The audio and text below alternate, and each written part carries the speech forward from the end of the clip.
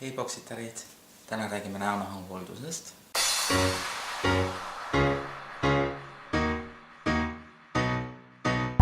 Peale näonaha puhastust on väga oluline etapp niisutus. On väga lai valik erinevaid kreeme, nii geelkreemi formaadis kui Seda laadi tooted on üldiselt väga kerge geeliedu koostisega ning sobivad eriti hästi rasvusele nahale või siis nooremapoolsemale nahale ning pealekandes imendub ta väga kiiresti, ta ei jäta kindlasti rasvustunnet ja samas annab väga mõnusa niisutatuse. ka rikkalikus traditsioonilises kreemis. Antud kuunkreem Decleorilt ei ole oma koostiselt niivõrd traditsiooniline, kuna ta on siiski pehme ja võrdlemisi kerge, aga pakub see-eest väga pikaks ajaks niisutust nahale ja on mõeldud kuiva kuni väga kuiva naha hooldamiseks. Samuti sobib ta väga hästi tundlikule nahale, kuna ta ei tekita lisaärritust, vaid hoopis aitab neid punetust ja ärritusi ära hoida. Kui ka emulsiooni näol, mis on natukene õrnema koostisega. Väheke küpsemale nahale sobiks kreem, mis aitab võidelda esimeste vananemisilmingutega. Selleks on mul kollageeniga rikastatud päeva- ja öökreem.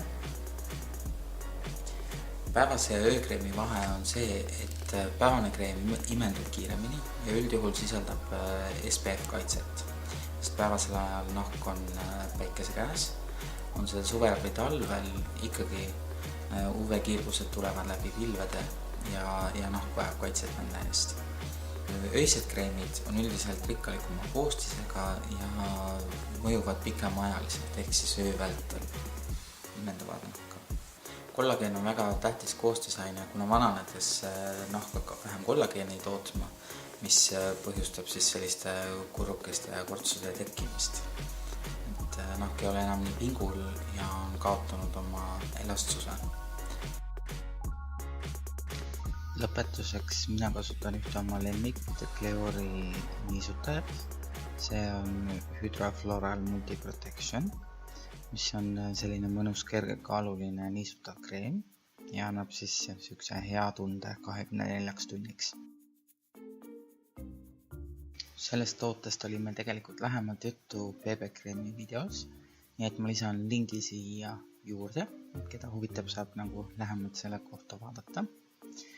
Ja lõpetuseks siis tuleks endale teha üks mõnus massaaž.